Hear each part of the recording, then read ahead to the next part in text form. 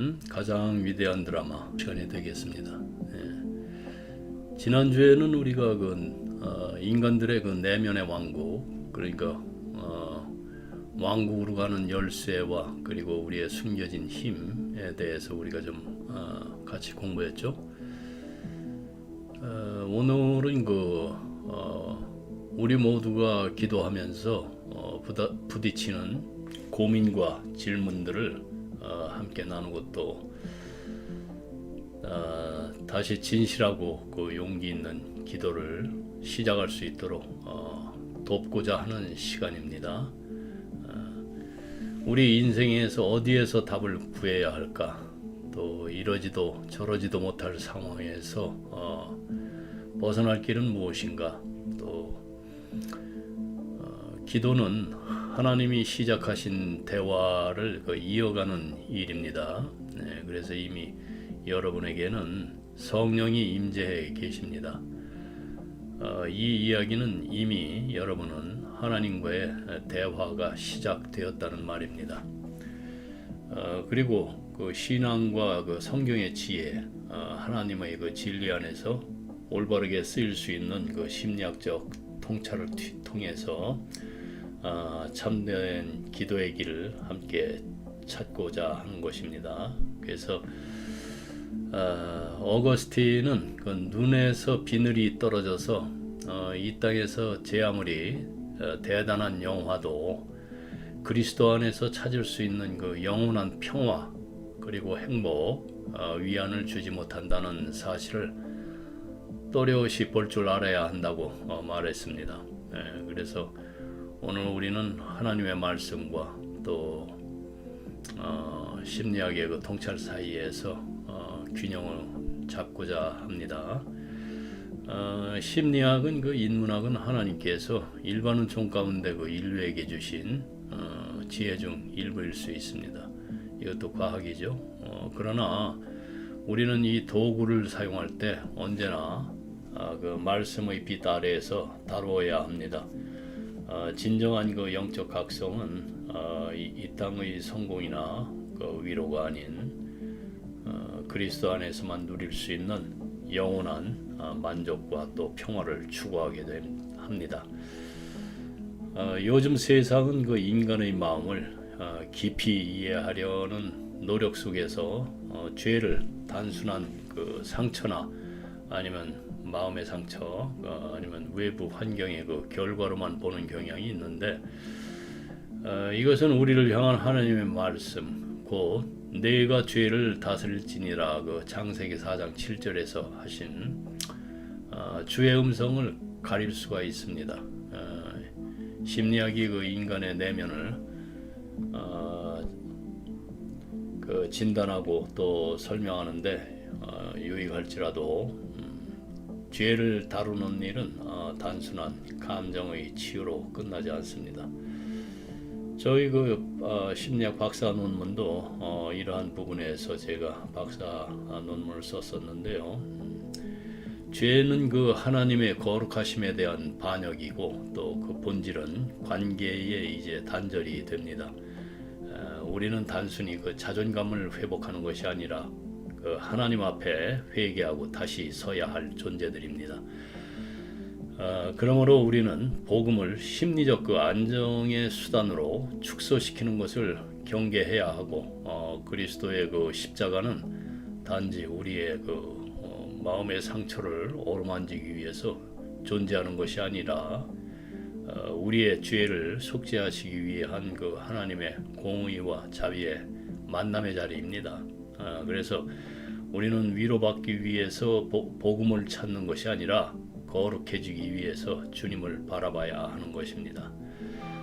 그래서 본론으로 들어가서 우리 인간의 그 숨겨진 그 무의식 그 깊은 곳에 네 가지 그 강력한 힘이 존재합니다. 그래서 오늘 그 설교의 그 제목은 제가 그 네 가지 악마라고 정해봤는데요.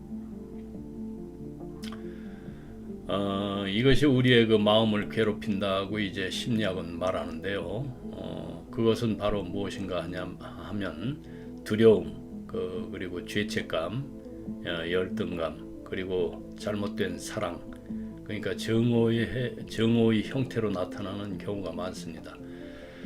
애정이죠. 이러한 힘들은 우리가 깨닫지도 못하는 사이에 우리의 생각과 또 행동을 아주 조용히 지배하고 있습니다. 이것들에 대한 우리의 그 면역력은 거의 제로 상태입니다. 없죠. 그러나 여기에 이제 복음의 기쁜 소식이 있습니다. 기도 그 치유 모임에서 참가자들이 마음을 열고 자신을 묻고 있던 그 숨겨진 거짓을 나누기 시작했을 때 그들은 놀랍고도 위로가 되는 사실들을 발견을 했습니다. 아무도 이런 문제에서 이제 완전히 자유롭지 않다는 것을 이제 깨달았고, 또 사실 대부분의 사람들이 이 네 가지 문제와 씨름하고 있다는 것을 알게 된 것입니다. 그리고 이런 싸움은 자주 마음속에서 악순환을 만들어냅니다.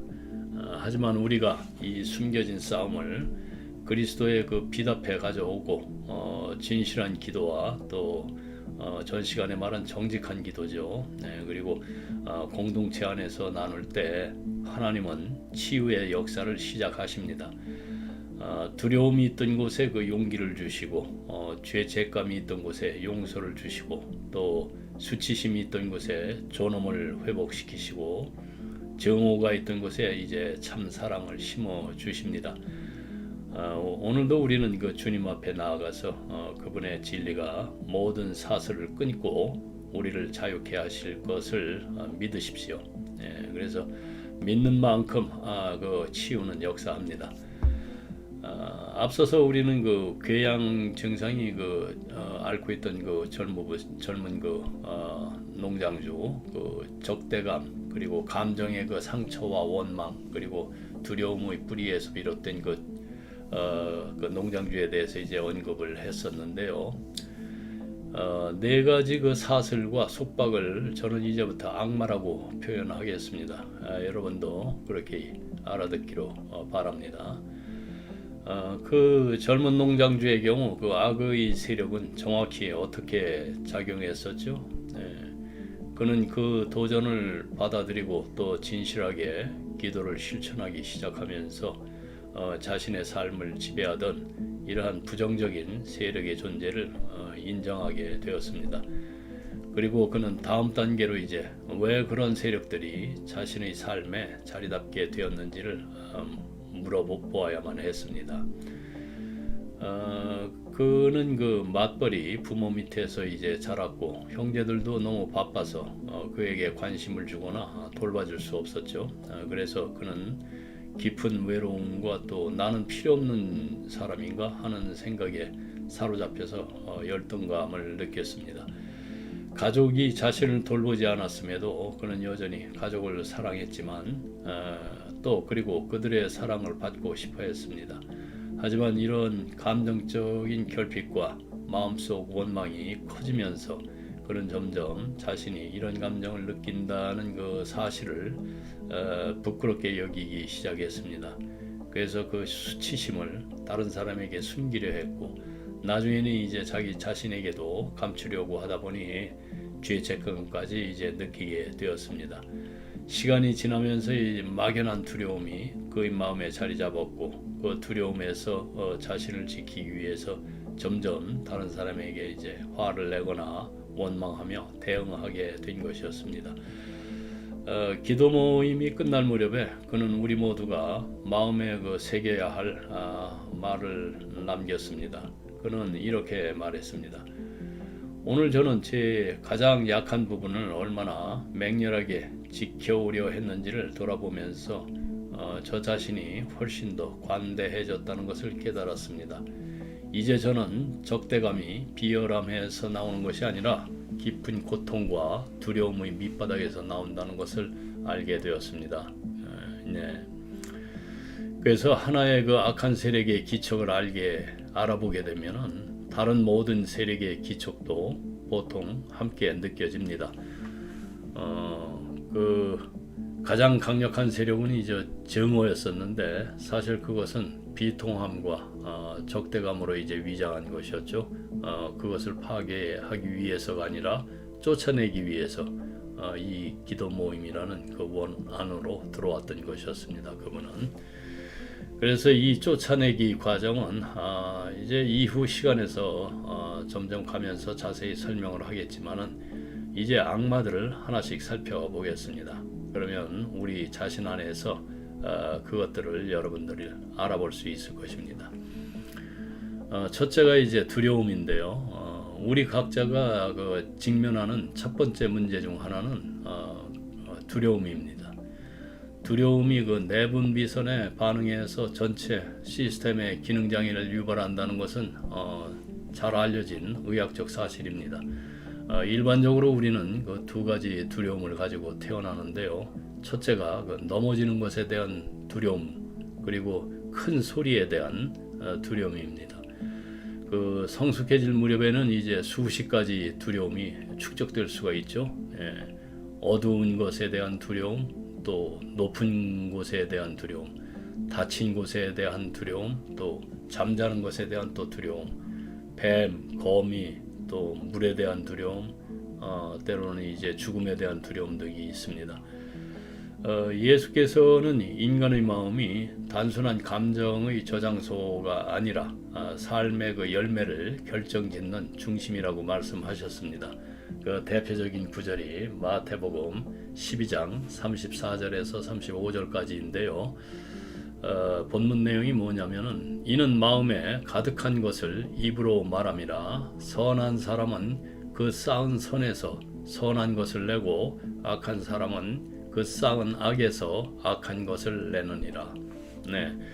이 말씀에서 예수님은 마음속에 무엇이 가득 차 있는지가 결국 그 말과 행동으로 드러난다고 하십니다. 즉 마음은 선과 악의 창고이고 그 안에 무엇이 쌓여 있는지가 삶의 방향을 결정합니다. 또한 그 누가복음 8장 15절에서는 하나님의 말씀을 듣고 착하고 좋은 마음으로 지키어 인내로 결실하는 자, 이러한 사람이 이제 좋은 땅에 떨어진 씨앗과 같다고 하였습니다. 이처럼 예수님은 마음을 말씀의 씨앗이 자라는 밭으로 비유를 하셨고 그 밭이 어떠하냐에 따라서 열매가 달라진다고 가르치셨습니다. 마음은 단순히 감정의 자리만이 아니라 의지와 믿음, 도덕적 판단이 이루어지는 중심입니다. 그래서 예수님은 내 마음을 다하고 목숨을 다하고 뜻을 다하여 주 너의 하나님을 사랑하라. 그리고 이제 마태복음 22장 37절에서 말씀하셨죠. 마음을 하나님께 드리는 것이 신앙의 그 핵심임을 강조하셨습니다. 우리 마음은 성경에서 이제 어떤 상태라고 말하는지 그 죄인의 마음의 상태는 그 사망을 내포하는데 그 사망 가운데 무엇이 있는지 좀 열거를 해보겠습니다. 첫째가 이제 악한 생각입니다. 그리고 이제 음란, 도둑질, 살인, 간음, 그리고 탐욕, 악독, 속임, 음탕, 질투, 비방, 교만, 우매함, 그리고 거짓과 부패, 그리고 두마음, 염려와 근심, 완고함, 또 불신과 의심, 그리고 자기기만. 물론 인간의 희망적인 모습 이면도 있습니다. 그러나 그 이면에 드리운 부정적인 이런 것들을 불신자들이나 불가지론자들은 죽었다 깨어나도 깨닫지 못합니다. 즉 인간의 죄를 간과해서 공산주의가 망했죠. 그 결과로 이제 독재 국가만 탄생이 됐습니다. 그 오늘날 중국을 보세요. 뭐 언제 중국이란 나라가 있었나요? 그게 사람 사는 세상입니까? 또 민주주의라는 것을 이루는 또 자본주의 사회의 또 구조적 모순과 그 문제들이 인간의 죄성으로부터 분출되어 온 것들이 아닌지. 그래서 그리스도인들은 세상 속에서 하나님의 나라의 그 대사로 살아가야 하는 것입니다. 각 영역에서 진리와 사랑 그리고 정의와 겸손으로 이렇게 반응하면서 세상의 빛과 소금이 되는 것이 우리의 부르심입니다. 이제 우리 마음으로 다시 돌아와서 우리한테 제일 해로운 것 중 하나는 자기 생각을 두려워하는 것입니다. 우리는 솔직하게 자기 자신을 마주할 여유도 없고 또 불편한 생각이나 감정을 애써 외면하려고 합니다. 왜냐하면 솔직해지는 게 너무 힘들고 아프니까요. 그렇게 감정을 부정하는 건 일종의 자아 보호인데 문제는 이 보호가 결국 자신을 내면의 감옥에 가두는 역할을 한다는 것입니다. 마음의 문을 닫아버리고 숨기고 싶은 감정이나 기억을 남한테 들키지 않게 꽁꽁 숨기는 거죠. 약점들을 마치 옷장 속 해골을 숨기듯이 우리는 의식과 무의식 사이에 벽을 만들고 그 사이에 불안과 고민이라는 것을 아주 소중하게 쌓아둡니다. 이런 상태에서는 이제 마음의 문이 두 방향으로 작용합니다. 의식은 이제 억눌린 감정을 꽁꽁 숨기려고 하고 반대로 잠재의식은 그걸 밖으로 분출하려고 꺼내려 합니다. 결국 내 생각을 두려워하지 않으려면은 먼저 내 감정을 있는 그대로 인정하는 게 중요합니다. 억누르는 게 해결책이 아니라는 걸 깨닫는 게 첫걸음입니다. 그래서 자아는 왜 그렇게 방어적일까요? 우리는 왜 자신을 가능한 가장 좋은 모습으로 이렇게 보이게 하려는 경향이 있을까? 어린 시절의 자연스럽고 자발적인 욕망은 환경과 이제 충돌합니다. 아이는 자아를 형성하기 시작하고 거의 동시에 이제 초자, 그러니까 양심이죠. 초자를 형성을 합니다. 자아는 이제 환경에 대한 방어 수단이 됩니다. 바로 여기서 우리는 자기 기만을 시작하는데요. 자기 기만은 말 그대로 자기 자신을 속이는 행위를 말합니다. 겉으로는 이제 진실을 따르는 것처럼 보이지만 실제로는 불편한 진실을 외면하거나 왜곡하거나 아예 듣지를 않죠. 그래서 스스로를 안심시키는 심리적 메커니즘입니다. 심리학적으로는 이제 자기 기만은 불편한 사실이나 이제 감정을 회피하기 위해서 무의식적으로 진실을 부정하거나 이제 합리화하는 과정으로 설명이 됩니다. 그래서 예를 들면은 어떤 사람이 이제 반복해서 같은 실수를 하면서도 나는 원래 이런 상황에 약해라고 말하면서 이제 책임을 회피하는 경우가 이것에 해당할 수가 있습니다. 자기 기만은 스스로 이렇게 속이거나 그러니까 불편한 진실을 외면하려는 것이 방어 기제인데 일상 속에서 아주 다양한 모습으로 나타납니다. 몇 가지 예시를 들어드리면은 중독에 대한 부정이 있는데요. 알코올이나 아니면 스마트폰 아니면 도박 등에 중독되어 있음에도 나는 언제든지 끊을 수 있다라고 이렇게 말하면서 문제가 된 것을 인정하지 않는 경우, 그리고 이제 관계 회피가 있습니다. 배우자의 명백한 외도 정황이 있음에도 그럴 리가 없어. 그냥 요즘 바쁜 거야. 이렇게 합리화합니다. 믿고 싶지 않은 거죠. 그래서 진실을 외면합니다. 그리고 세 번째로는 이제 능력에 대한 과신이 있는데요.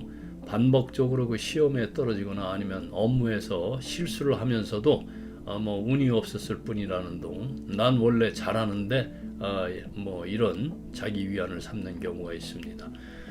그리고 이제 네 번째가 이제 신앙적인 자기 기만이 있는데 겉으로는 아주 경건한 삶을 성경책을 가슴에 딱 품에 안고 사는 것처럼 보이지만은 실제로는 하나님과의 관계가 메말라 있음에도 스스로는 이제 예배도 드리고 있으니까 괜찮다 이렇게 스스로를 안심시키는 경우, 예수님께서 이제 외식하는 자들을 꾸짖으신 마태복음 23장 27절의 말씀과도 연결이 됩니다. 참조해 보세요. 마태복음 23장 27절. 그리고 또 도덕적인 회피가 있습니다. 타인에게 그 상처를 주었음에도 나는 그런 의도가 아니었다. 뭐 그렇게 말하는 사람들이 있죠. 그 사람이 예민한 거다. 이러면서 이제 책임을 회피합니다. 이러한 자기 기만은 일시적인 스스로에게 위안을 줄 수 있지만은 결국 진실한 자기 인식과 그 회개를 방해하면서 관계와 성장을 가로막습니다. 그래서 이걸 철학적인 측면으로 보면은 그 사르트르는 그 실존주의에서 이것이 아주 중요한 개념으로 등장을 합니다. 그는 그 자기 기만을 그 프랑스 말로 하면 이제 무베스 부아 뭐 발음이 맞는지 모르겠습니다. 제대로. 그게 이제 직역을 하면은 나쁜 믿음이라는 말인데요. 인간이 자신의 그 무한한 자유와 책임으로부터 이제 도망치기 위해서 스스로를 속이는 행위로 이렇게 봅니다. 즉 자유롭고 이제 책임 있는 존재로서의 자신을 감당하기 어려울 때 사람은 마치 자기 자신이 정해진 본성을 가진 존재인 것처럼, 그러니까 운명처럼 행동하면서 자기 기만에 이제 빠진다는 것이죠. 예를 들자면 누군가가 나는 원래 참을성이 없어 이렇게 말하면서 화를 이제 쉽게 내는 걸 정당화할 때, 그건 이제 사실 자신의 선택과 그 책임을 회피하면서 마치 본성처럼 여기는 자기 기만일 수가 있습니다. 그래서 사르트르는 이런 태도를 그 자유를 부정하는 삶의 방식이라고 봤습니다. 그러면 성경에서는 이 개념은 어떻게 말하고 있는지 이 연결되는 부분을 좀 보겠습니다. 예수님은 그 외식하는 자들을 자주 꾸짖으셨는데 이는 겉으로 경건해 보이지만 속은 그렇지 않은 상태, 곧 자기 기만의 그 한 형태로 봅니다. 예를 들어서 그 마태복음 좀 전에 말씀드린 23장 27절에서 예수님은 이렇게 말씀하십니다. 화 있을진저 외식하는 서기관들과 바리새인들이여, 회칠한 무덤 같으니 겉으로는 아름답게 보이나 그 안에는 죽은 사람의 뼈와 모든 더러운 것이 가득하도다. 네, 이 말씀은 자기 기만이 단순한 그런 착각이 아니라 영적 진실을 외면하는 아주 심각한 문제임을 보여줍니다. 어린 시절부터 우리는 이제 말을 조심하라는 말을 듣습니다. 우리는 어떤 말을 하면은 문제가 생긴다는 것을 배웁니다. 네.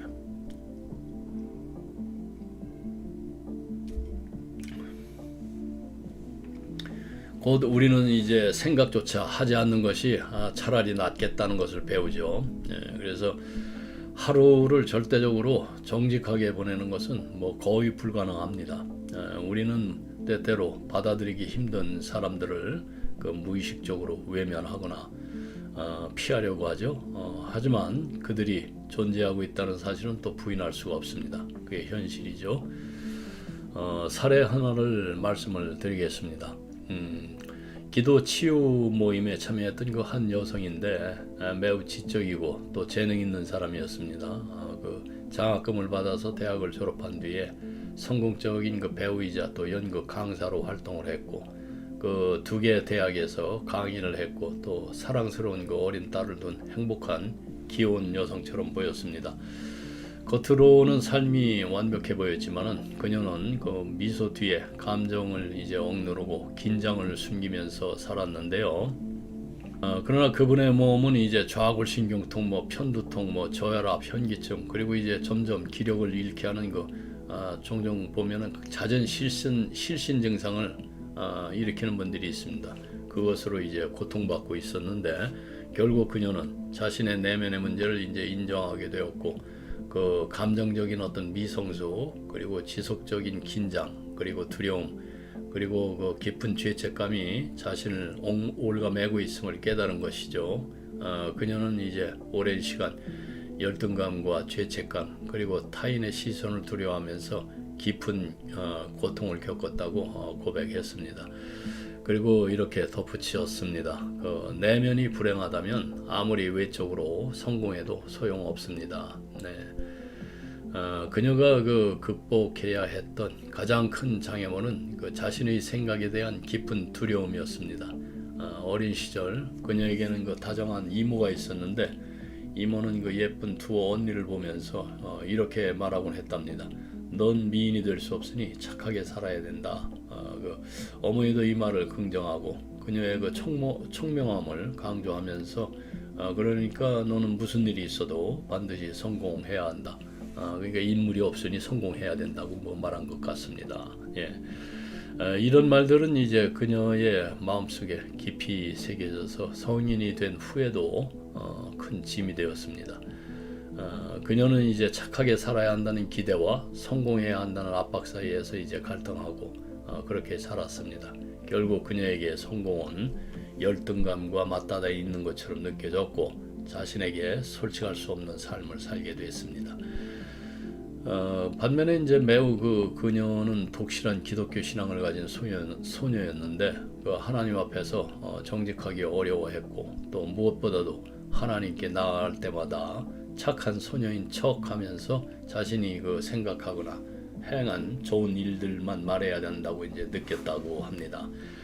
그녀가 진정한 자유를 경험한 것은 말씀 가운데 하나님과 이야기하는 것을 두려워하지 마세요. 그분은 어차피 알고 계시고 이해하십니다. 라는 그 관련 성경 구절 사무엘상 16장 7절에서 여호와께서 사무엘에게 이르신 말씀인데요.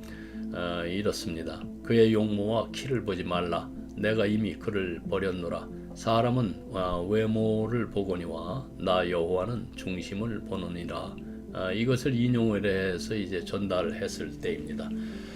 그래서 우리 중 많은 사람들에게 두려움의 90%는 우리 자신의 그 바람, 투사 그리고 우리에게 돌아오는 것들이죠. 투사는 뭔지 아시죠? 그 투사라는 것은 심리학에서 방어 기제의 하나인데요. 그 자신이 받아들이기 어려운 어떤 감정이나 생각을 타인에게 전가하는 과정을 의미합니다. 예를 들어서 이제 누군가를 질투하면서도 이를 인정하지 못하고 저 사람이 나를 질투하고 있다라고 이제 느끼는 것. 그리고 또 자신이 거짓말을 말하면서 상대가 거짓말을 말하고 있다고 의심하는 경우, 이렇게 그 투사의 대표적인 사례들입니다. 네. 그래서 그 어떤 악한 생각, 또 분노, 적대감, 또 시기심은 우리의 그 양심이라는 그 경계하는 파수꾼에 의해서 빨리 재빠르게 묻히지만은 결국 그 두려움으로 우리에게 다시 돌아오곤 합니다. 그래서 예수님께서 기도의 제단에 나아가기 전에 원수를 한 번이 아니라 70번씩 7번이라도 용서하라고 하신 것은 그분이 무엇을 요구하시는지 정확히 아셨기 때문입니다. 만일 기독교를 믿는 사람들이 이것을 진심으로 실천한다면 우리의 마음을 괴롭히는 많은 두려움을 예방할 수 있을 것입니다. 현재 상태로는 그 초자가 확대되기 때문에 우리에게 돌아오는 두려움은 실제보다 더 크고 더 끔찍하고 더 참을 수 없을 것처럼 보이기도 할 것입니다. 그렇다면 우리를 사로잡는 두려움이 무엇이든 그것이 확대되고 처음보다 더 심하게 보일 것이라는 것을 깨달아야 합니다. 그걸 알고 계시란 말이에요. 그래서 많은 그 심리학자들은 환자가 그 어릴 적 겪었다고 말하는 그 끔찍한 매질이나 이런 것들은 거의 뭐 절반 정도는 과장된 기억일 가능성이 높다고 이렇게 봅니다. 그 어린 시절 환자의 왜소한 최고와 엄격한 초자 양심의 영향으로 당시의 훈육이 실제보다 훨씬 더 심하게 느껴졌던 경우가 많았다는 것입니다. 그래서 최근 저는 오랫동안 담배를 피워왔지만 어머니 앞에서는 한 번도 피우지 않았다고 고백한 한 교수를 만났는데요. 어머니의 엄격한 훈육이 여전히 두려웠기 때문입니다. 그러나 어머니는 실제로는 아주 연약하시고 또 온유한 여인이었는데 말입니다. 제가 개인적으로 알고 있는 그분은 그 교수가 기억하는 그렇게 폭력적인 모습과는 전혀 달랐습니다. 이처럼 그는 자신의 양심의 도움으로 어머니의 훈육을 훨씬 더 엄격하게 이렇게 받아들이고 마음속에서 그 이미지를 왜곡시켜서 그녀보다도 더 심하게 자신을 꾸짖었던 것 같습니다. 우리가 악의를 가슴에 품은 채 살아가고 그것을 용서로 해소하지 않는다면은 결국 다시 두려움을 느끼게 되는데요. 증오, 분노, 시기심이 우리의 생각이나 그 말 속에서 흘러나오면 그것들은 다른 사람들을 통해서 다시 우리에게로 돌아옵니다. 그리고 우리는 결국 자신이 행한 그 행동의 결과를 또 다시 두려워하게 됩니다. 두려움은 어떤 문제가 나타나기 전에 보내는 경고 신호인데요. 만약 우리가 두려움을 의식적으로 밀어내고 억압하면은 주변 사람들은 우리가 더 차분해지고 성숙해졌다고 느낄 수도 있습니다. 그리고 만약 두려움을 완전히 없애는 방법이 있다면은 그것이 사실일 수도 있겠죠. 하지만 두려움을 단순히 억누르는 것만으로는 해결되지가 않습니다. 오히려 그 말더듬이 아니면 복통, 고혈압 아니면 틱장이라고 하시죠. 뭐 손톱을 뜯는다든지 뭐 이러한 어떤 증상들 보이죠. 그리고 뭐 알레르기 또는 그 과도한 음주 같은 그러한 어떤 신체적 증상으로 나타날 수가 있습니다. 물론 이런 증상들은 두려움을 완전히 억압하는 것만큼 위험하거나 아니면 성격에 해로운 건 아니지만 결국 우리에게 영향을 미치게 됩니다. 이것은 마치 언제 터질지 모르는 화산을 품고 있는 것과 같습니다. 그래서 겉으로는 아주 조용해 보여도 내면에서는 감정이 쌓이고 결국 폭발할 수 있죠. 그래서 두려움을 억누르기보다는 그것을 인정하고 건강하게 해소하는 것이 더 중요합니다. 그래서 두려움은 모든 그 억압과 억제되는 그것의 원동력이 됩니다. 그래서 죄책감에 대한 그 두려움, 발각되거나 폭로될 약점에 대한 것에 대한 두려움, 또 굴욕을 당할 것에 대한 두려움, 흔히 불안신경증이라고 불리는 것은 엄청나게 해롭습니다. 그래서 모든 두려움과 마찬가지로 여기서 필요한 것은 두려움의 대상을 완전히 드러내고 마주하는 것입니다. 고백이나 개인적인 양심의 가책이 충분히 솔직할 수 있다면은 억압은 극복될 수가 있습니다. 하지만 이러한 묻힌 두려움에 매달리는 사람은 종종 무기력해집니다. 무기력한 사람의 상상력은 자유분방하고 또 마음으로 무엇을 떠올리든 한계가 없게 됩니다. 네, 다음 시간에 이어서 계속하기로 하고요. 오늘은 여기까지 하겠습니다. 네, 기도하겠습니다.